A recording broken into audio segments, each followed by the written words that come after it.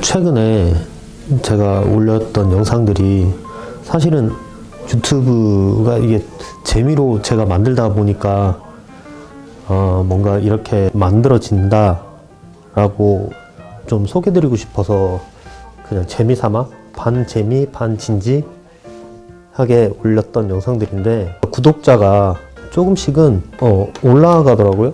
구독하시는 분들이 조금씩 생기는 바람에 조금은 더 진지하게 영상을 찍어볼까 생각하게 됐는데요. 그래서 제가 이제 주문을 받아가지고 만드는 그 제품들을 만드는 과정을 조금 더 보여드리려고 해요. 이번에 만들 거는 제가 보통 골프용품을 좀 요새는 주로 주문받아갖고 만들기 때문에 골프 드라이버 커버, 우드 커버, 그리고 유틸리티 커버까지 만드는 과정을 좀 보여드리려고 해요.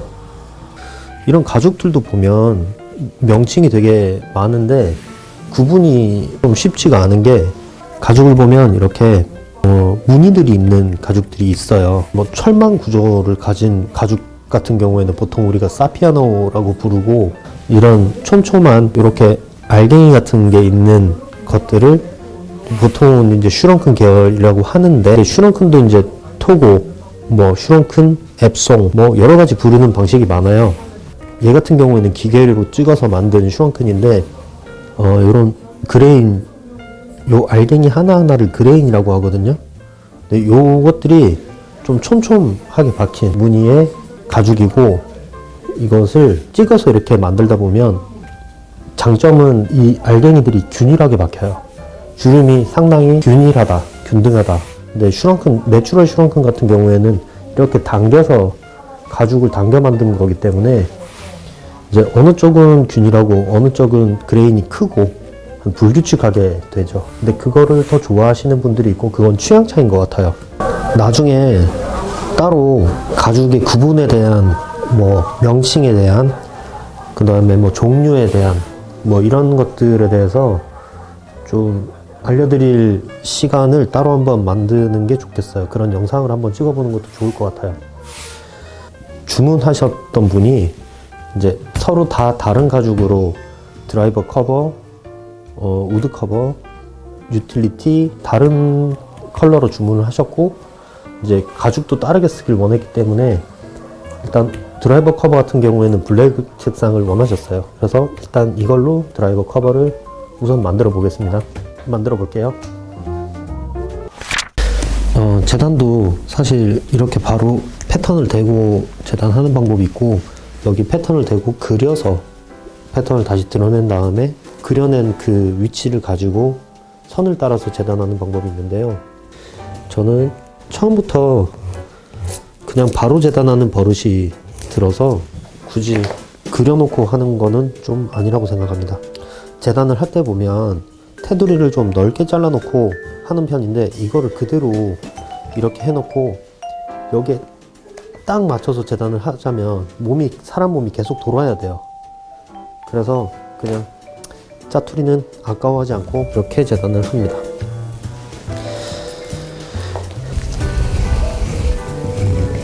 재단도 사실 칼에 대해서 나중에 이야기를 좀 하면 좋을 것 같아요. 왜냐면 제가 칼에 관심이 굉장히 많거든요. 가죽 공예를 한다면 칼은 필수로 잘 알아야 되는 부분이기도 하지만, 사실 뭐 재단이라는 게 잘리기만 하면 되는 거니까 이런 걸 쓰시는 분들도 있고, 아니면 커터 칼로 재단을 하시는 분들도 있으니까요. 우선 이런 식으로 재단을 한다는 거. 가죽 공예를 한다면 재단 다음에 바로 해야 되는 작업, PR이죠. PR기는 말 그대로 이 두께를 조절하는 거예요. 두께가 1.55 정도 돼요. 바느질 해야 되는 부분들에 얇게 깎아서 하는 작업이거든요. 이거는 사실은 가죽 공예를 시작하면 취미를 조금 넘어선다 라고 한다면은 반드시 필요한 1번 기계예요. 미싱은 사실 뭐 없어도 돼요. 바느질을 손바느질 하면 되니까. 근데 얘는 꼭 있어야 됩니다. 그렇다고 뭐 PR을 할 수 없는 건 아니에요. 칼로 PR을 할 수 있긴 하지만 이제 이렇게 깨끗하게 PR을 하는 게 불가능하다. 거의 불가능에 가깝다. 저도 가죽공예 처음 해가지고 PR기를 못 사서 처음엔 없으니까 손으로 어떻게 해볼까 했는데 기계로 하는 거 하고는 천지 차이가 있어요. 나중에 이렇게 PR이 깨끗하게 됐죠? 여기 조금 덜 됐네. PR기에 대해서 좀 다룰 수 있는 또 시간이 있으면 PR기에 대해서 한번 얘기해 보도록 하겠습니다. 어쩌다 보니 파일에 오디오가 날아가가지고 제가 나레이션으로 대신하겠습니다.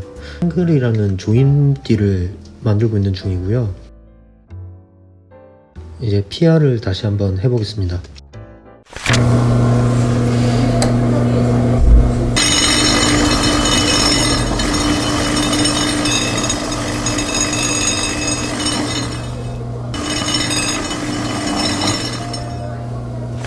PR한 걸 가지고 앞뒷면을 붙여서 이렇게 샹글을 만들었어요. 만들었고 이제 이런 패턴을 대고 지금 정제단을 끝내고 여기 이제 바느질을 할 거고요. 여기 중간에는 구멍을 뚫어 줄 겁니다. 그래야 여기 나중에 장식이 들어가서 예쁘게 마무리할 수 있으니까요.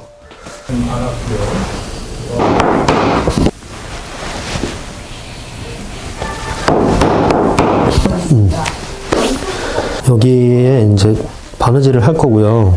바느질을 하고 나면 엣지 코트를 발라서 이렇게 마무리를 할 겁니다.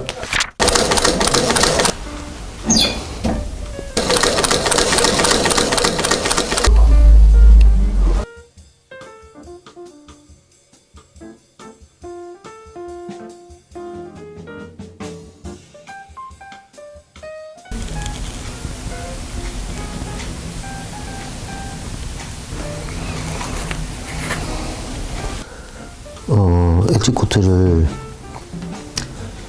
그냥 귀찮아서 안 바르고 그냥 넘어갈 수도 있는데 이런 걸 발라주고 안 발라주고가 나중에 다 결과물을 완성하고 나면 큰 차이가 납니다. 꼼꼼하게 발라주도록 합시다. 가죽 공예는 정말로 대충 만들면 대충 만든 티가 납니다. 반대로 신경 써서 만들면 신경 쓴 만큼 또 티가 나지요. 그래서 귀찮은 작업들이라고 건너뛰지 말고 꼼꼼하게 작업을 해주는 게 좋습니다.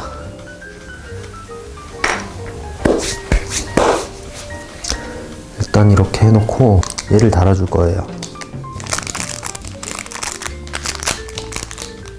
얘를 이렇게 달아줄 겁니다. 일단은 엣지 코트를 좀만 말리고 다시 하겠습니다. 중앙에 잠금 장식을 달아주는 작업인데요.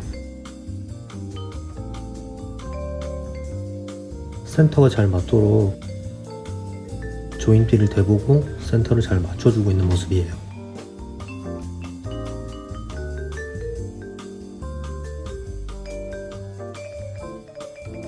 이렇게 드라이버를 이용해서 조임띠에 장식을 달아줍니다. 주문하신 분이 이니셜을 찍어서 달아달라고 하셔서 이니셜은 손바느질로 마무리를 해줍니다.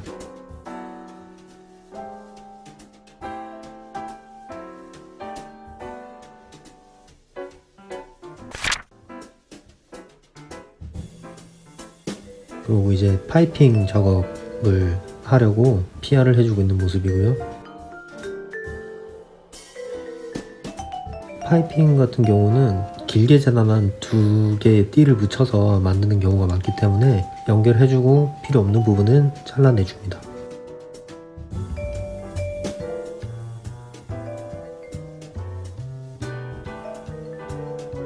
본딩을 하고요.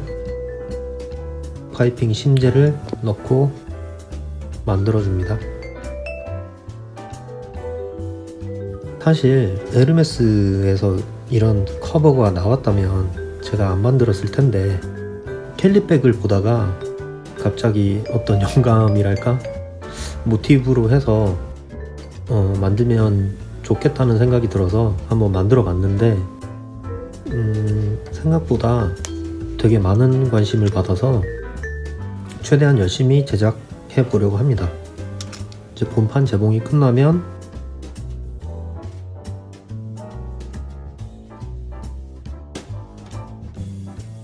만들어둔 안감이랑 같이 붙여서 뒤집어서 마무리 해줍니다.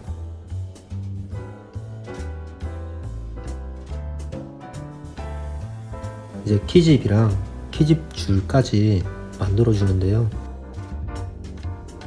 이것도 에르메스의 가방에서 따온 디자인이라고 볼 수 있죠. 이거를 주문 주신 분이 남자분이신데 여자친구분 선물을 주겠다고 해서 주문 주신 거거든요. 에르메스를 싫어하는 여자분들은 없기 때문에 아마 받으시는 분은 상당히 좋아할 것 같습니다. 뭐 그렇게 믿고 만들고 있어요. 자, 이제 완성이 다 됐죠. 키집 줄까지 달아주고요. 자, 이렇게 완성이 됐습니다. 완성된 거 사진 한번 보면서 저는 다음 영상으로 뵙겠습니다. 시청해주셔서 감사합니다.